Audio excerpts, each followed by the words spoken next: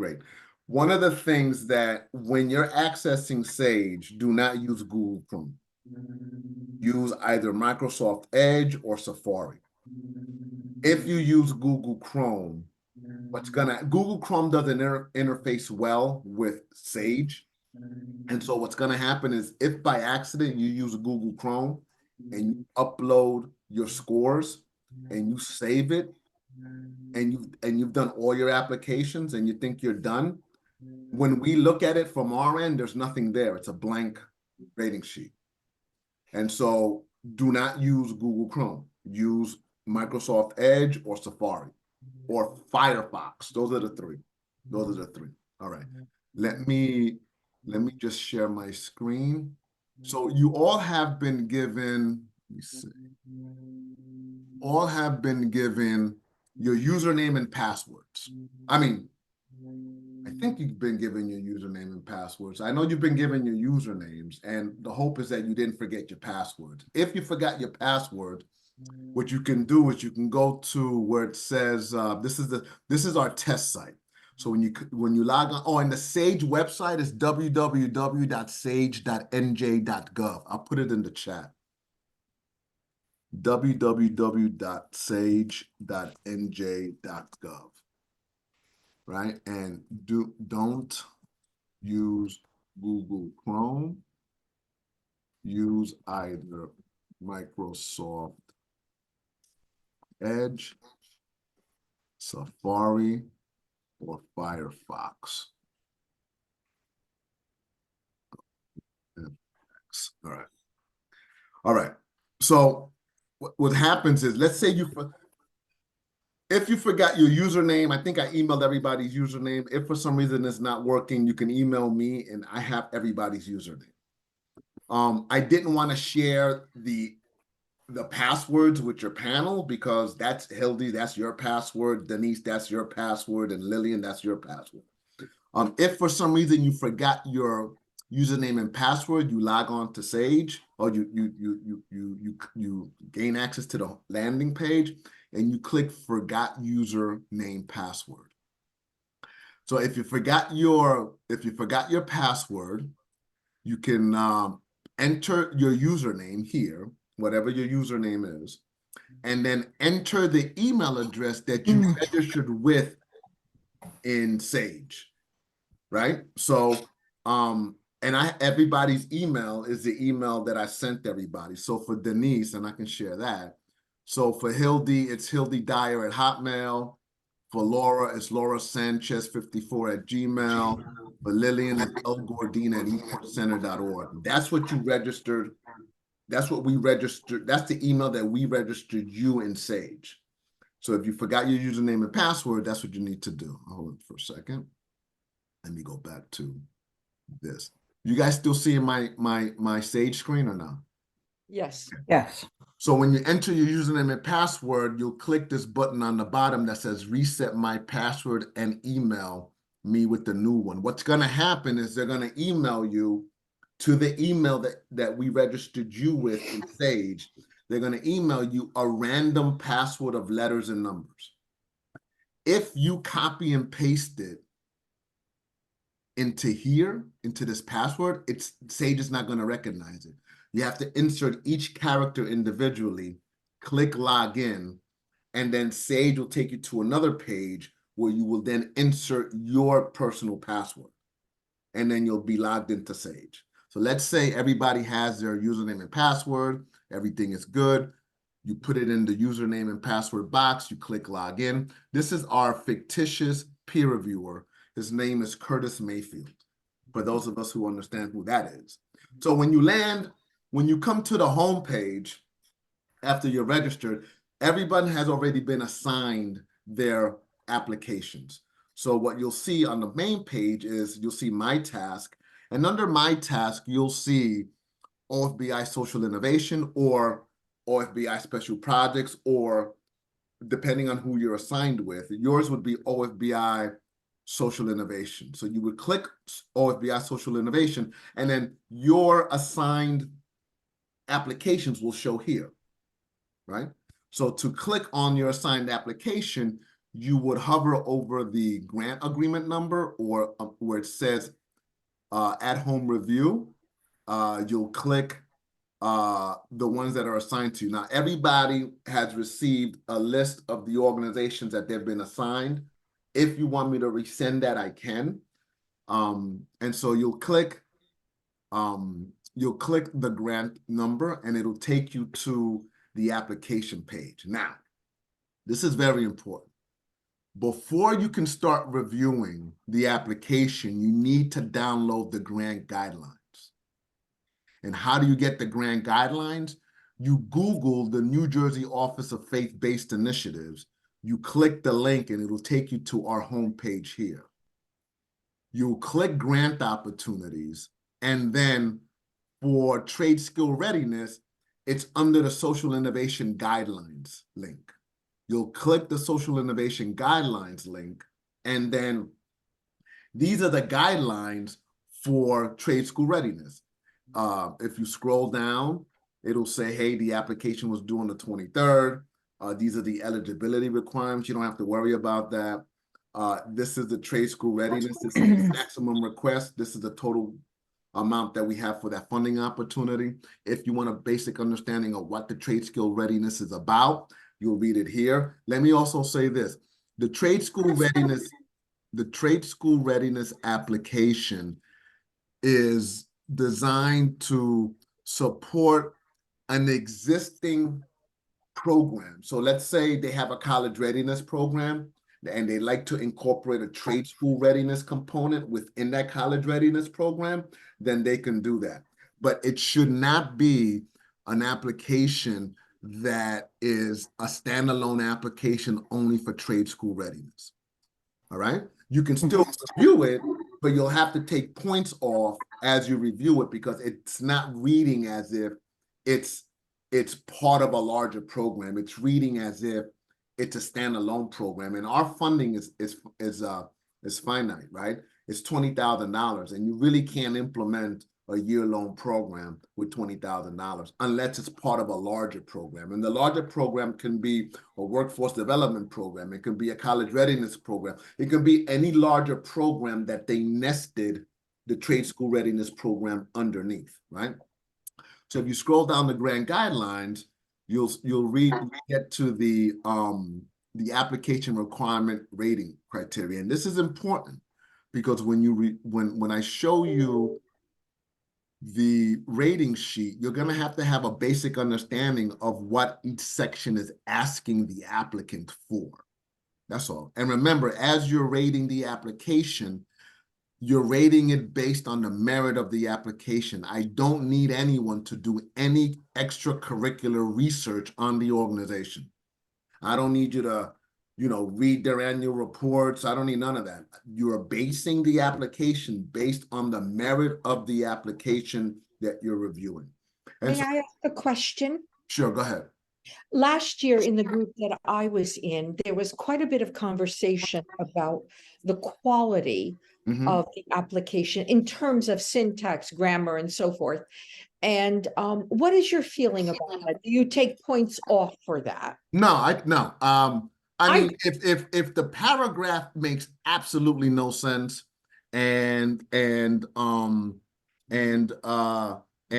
the syntax is out of context, then you're gonna have to justify. You can't take points off, but you're gonna have to justify why you're taking points off in that particular section. Okay? Yeah, to me, you don't take points off because you may take points off because it's not explained properly and you don't understand what's being said. But I'm an English teacher and I would love to redline the whole thing. I believe you. That is not the purpose of it. That's not the purpose. The quality of writing is not what we're here for. I just want clarity on that because last year it was quite a conversation. No doubt. I mean, I teach at Rutgers, and the papers that I get from students, it looks like they're texting. They're texting me an essay. So it's a lot of abbreviations. It's a lot of bad punctuation. It's just bad writing, but it's transferring over to folks as well. Thank you. So each section, you'll be evaluating each particular section, right? So project summary, organizational capacity, statement of need. Now, let me let me get to this part about the statement of need. One of the things that we're asking all our applicants is to make sure that they can prove that the project that they're applying for is a social issue that's been identified as a need to be expressed in their local community, either by needs assessments or surveys that they've done or other people have done, or that it's been identified in the Human Services Advisory Council's needs assessment. Here's the link. I'm not asking you to do research on the Human Services Advisory Council needs assessment. What I am asking you in this section is, have they utilized the needs assessment to indicate that the application that they're applying for is actually in need in the community? Now, it doesn't necessarily have to be a professionally written needs assessment or survey. If they indicate to you, hey, we've done 4 or 5 focus groups with various age groups of our community, and collectively the focus groups indicate that yes, this is a needed service, that's good enough. But they have to get you to understand that there is a need for the service to be implemented in their community, and that they can justify that need by either mentioning the Human Services Advisory Council's needs assessment, or identifying their own surveys, or identifying other surveys. Here's something that sometimes you need to infer a little bit. So they may say to you, let me put some money on mute. Hold on for a second. They may say to you, there we go. They may indicate, hey, these surveys don't indicate that trade school readiness is a need, but they do indicate that youth between the ages of 16 and 18 are having a hard time getting or accessing employment. And so we think that if we provide a trade school readiness program, that there's an avenue for them to gain access to employment. Because the needs assessment may not say trade school readiness is a need.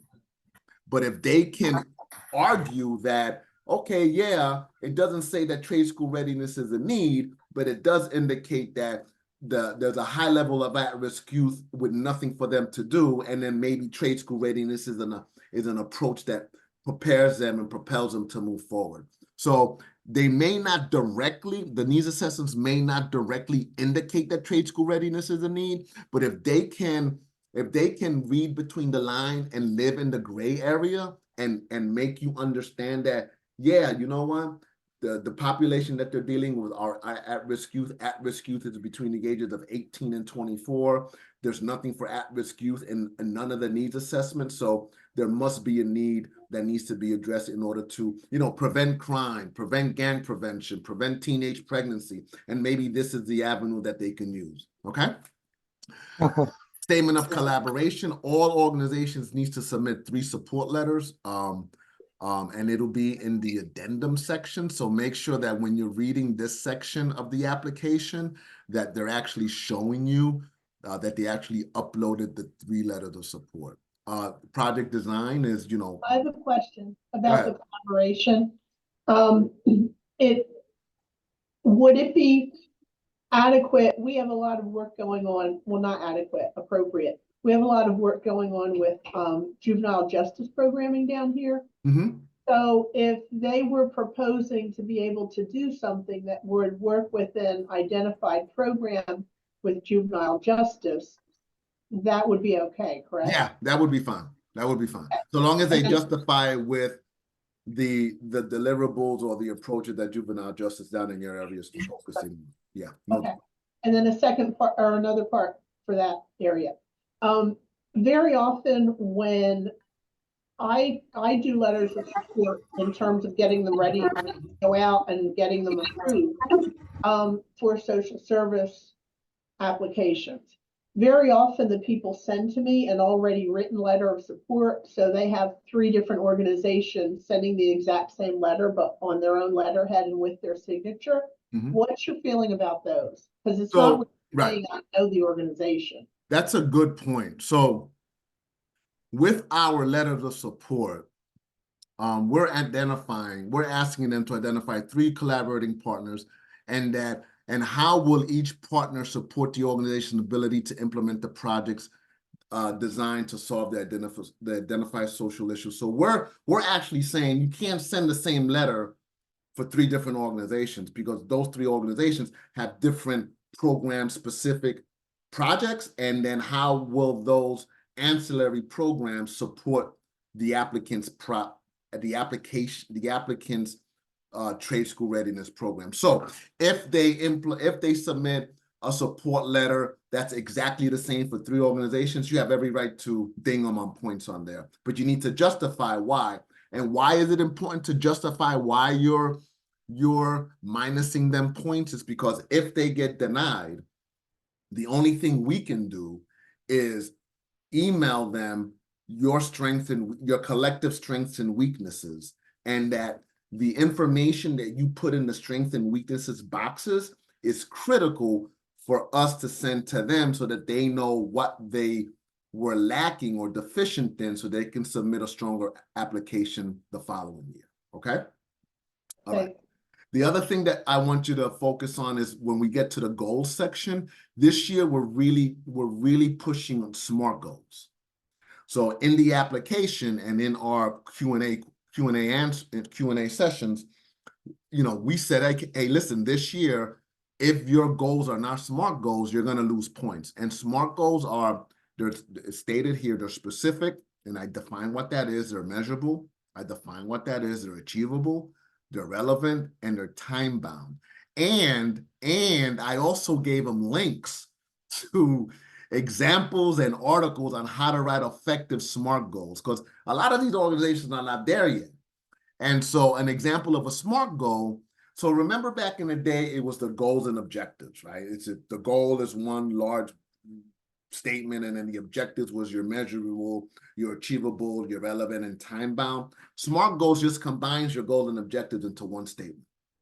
So an example of a SMART goal is 80% of the students who attend the out-of-school time program regularly will demonstrate an increase in math skills by the end of the fall semester, as measured by pre and post-program assessment scores. That's just an example for them to use as a guide as they create their SMART goals. So as you're scoring the SMART goal, the goals section, just make sure that they're SMART goals. That's all right? And if you're not sure what a SMART goal is, that's why you need to download the grant guidelines, so that you'll have a guidance and understanding of what a SMART goal is, okay?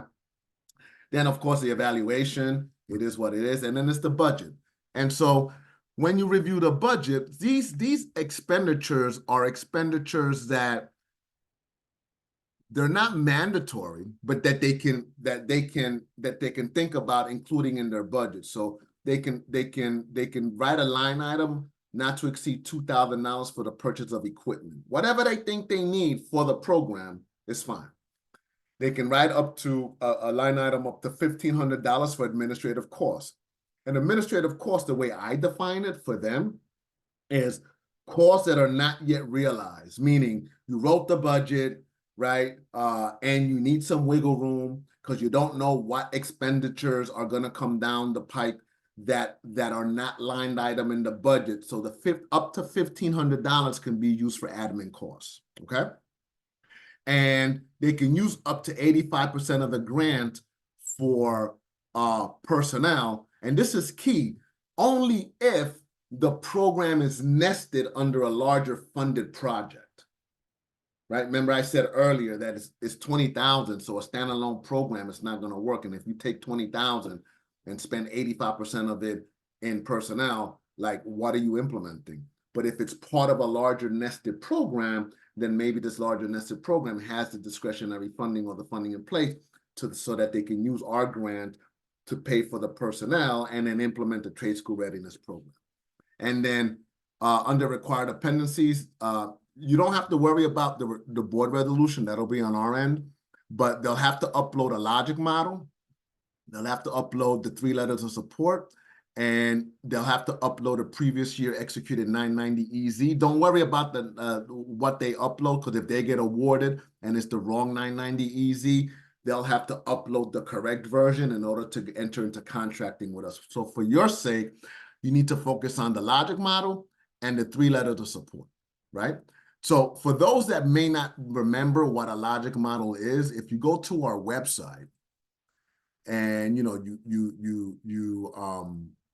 land on the home page, you go to webinars, you scroll down to the webinars page, and there is a 15-minute webinar on how to create a logic model, right?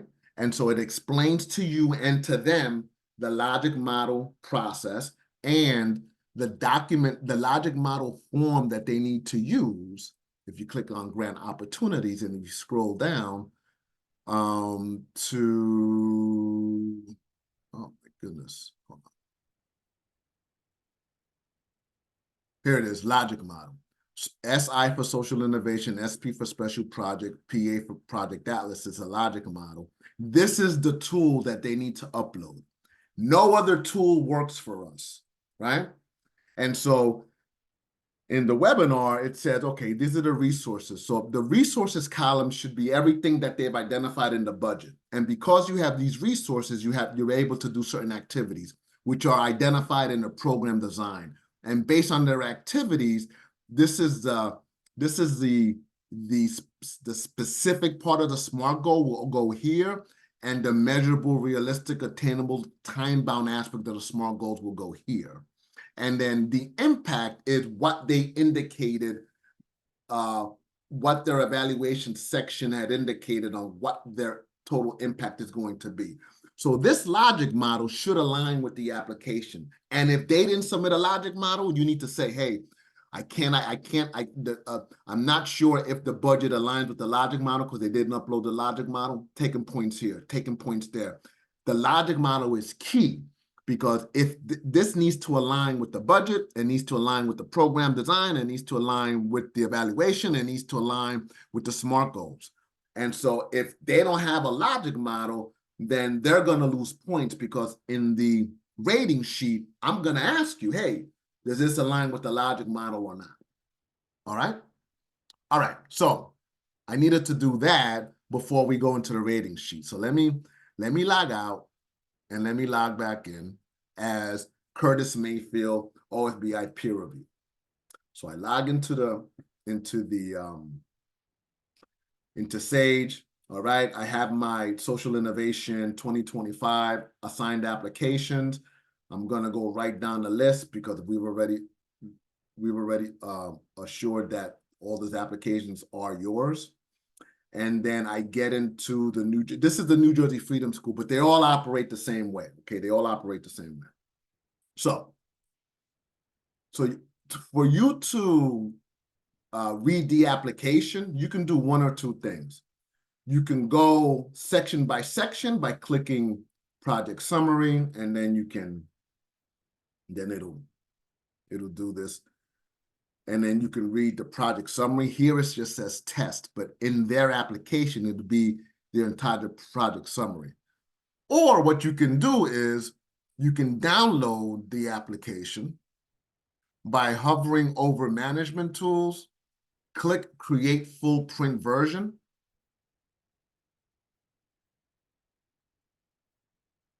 And then select all, because you're going to need all these documents. And then click print version. And it's going to create a PDF of the application. And then you can save the PDF on your desktop or create a folder.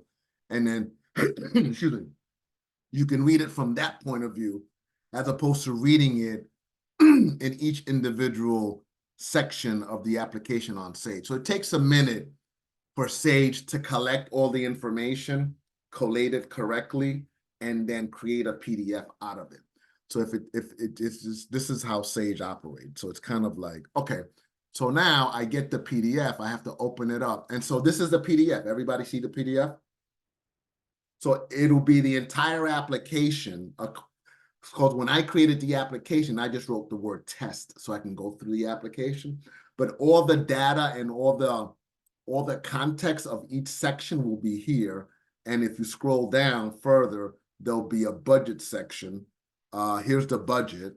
And then if you scroll down further, it'll give you the letter, all the supporting documents that they uploaded, along with the logic models that they uploaded and the letters of support will all be in this document, okay? I'm recording this so you can listen to this at your leisure when you have nothing to do Saturday night. That's a joke. That's a joke, all right? So let's go back to the home page. And so you want to start reviewing the application. You downloaded the application, and what you can do then is hover over Forms menu, scroll all the way. Hold on. Oh, wait. Let me get out of here.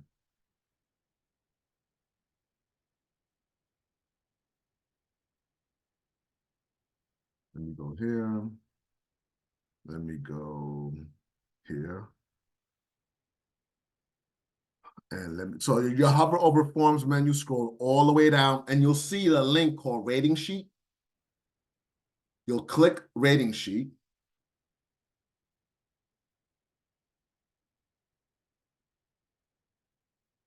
And then it'll bring up the rating sheet, right?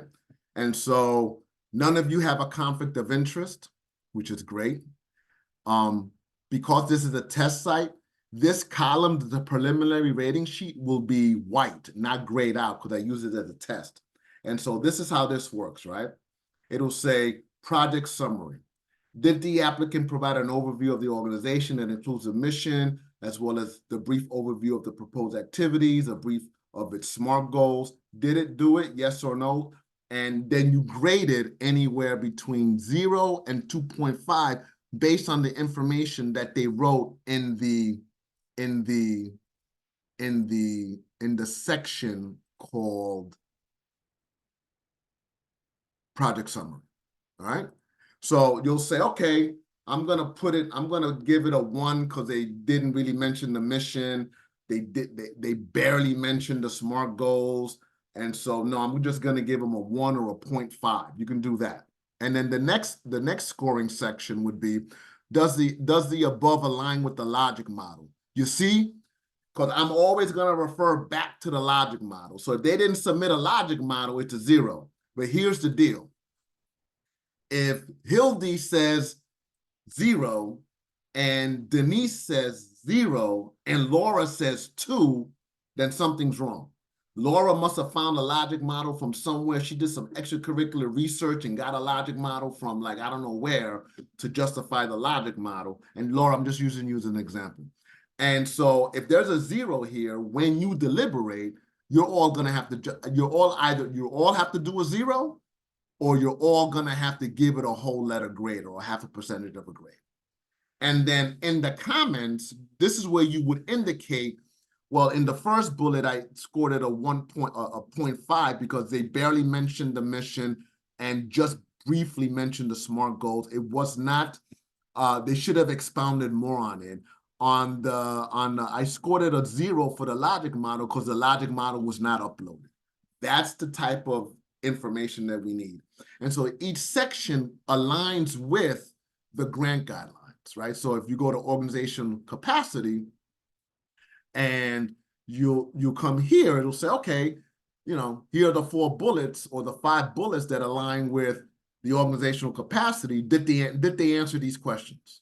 And you'll have to say, the first bullet is 3 points. Well, did they fully answer it? Yes or no, and then you score it accordingly based on the max score value per bullet.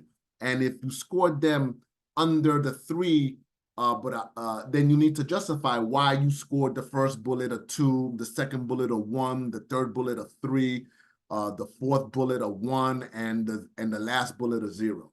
And so this entire section reads in line with the grant guidelines, right? So you just go down the sections, put in your scores, and then what I'll need you to do is when you get down to the bottom, Sage will tally it up, and it'll give you your initial score. This is a test, so of course it's 100, right?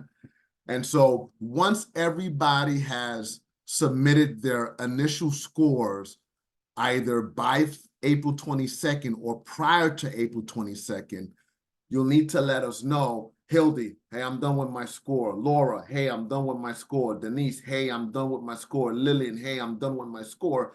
Once your panel, all 3 panel members are done putting their preliminary scores in, then Louisa will then make sure and calculate and transfer your scores to a spreadsheet, and then I'll lock this column. And so in your deliberation date, this is where you will deliberate for each application and say, hey, I'm Hildy, and for the first section, the first bullet, I scored it a 1. Lillian, you scored it a 0. Laura, you scored it a 2.5. We need to have a conversation of why did Lillian score it a 0 and figure out what I missed or figure out what Lillian missed. Because if there's a 0, you either all have to be a 0 or you all have to, or Lillian needs to move up a grade, whether that's a percentage or 1 whole letter grade.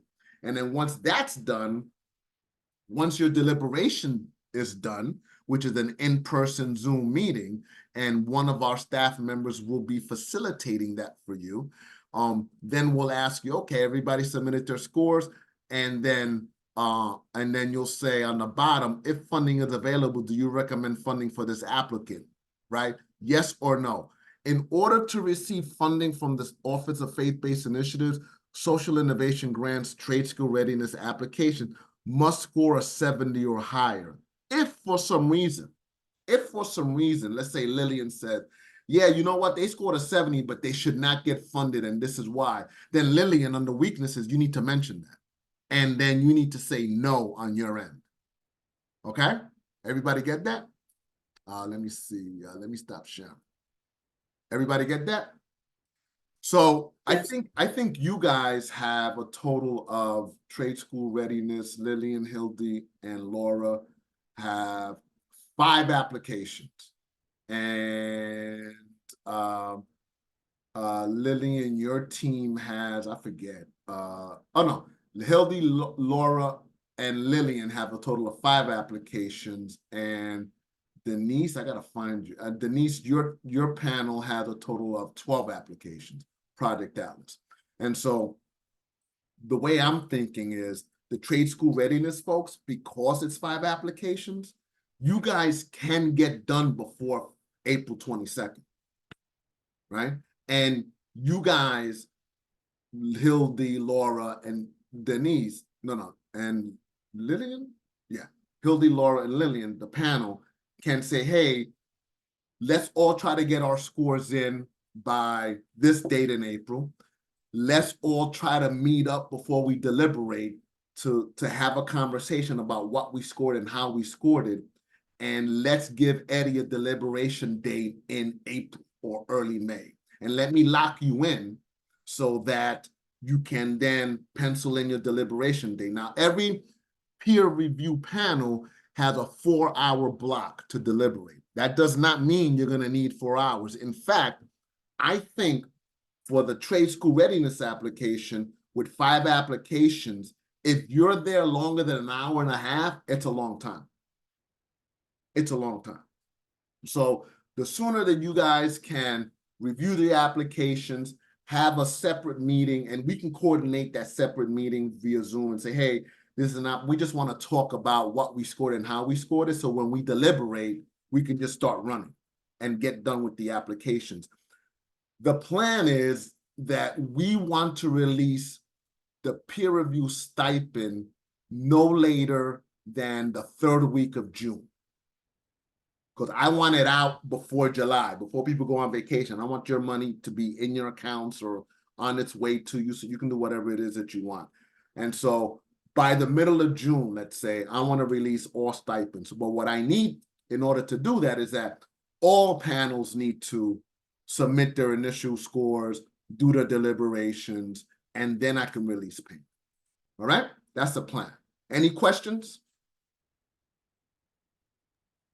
I know sometimes people want to kill the person that always has questions, No. but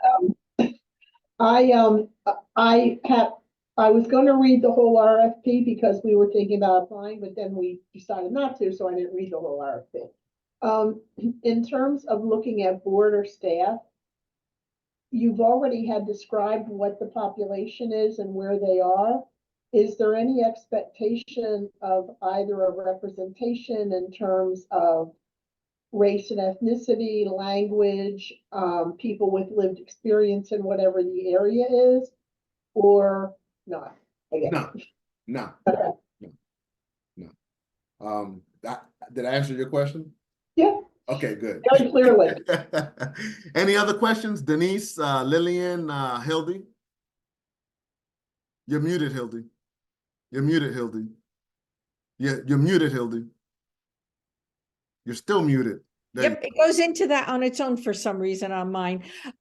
Maybe we could set up a schedule with the other two people that are in the group Yeah, Laura, it's you, Laura, and and Lillian. Lillian. And so Yeah. I emailed everybody's contact information.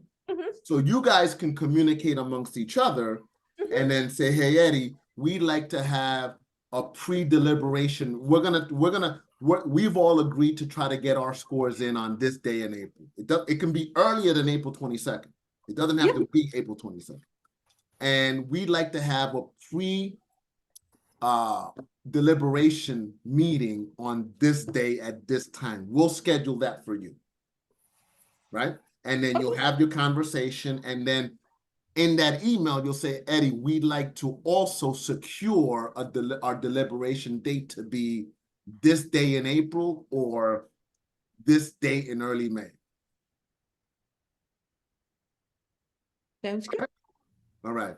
I've recorded this, so what I'll do is I'll download it, put it up on our YouTube channel, and then send you the link so you can watch it. And if you have any questions, you can get back to me. Okay? Thank you. All right, everybody. Enjoy your weekend. And listen, I'm gonna tell you, I caught the flu. Let me stop recording before I start talking about my personal life.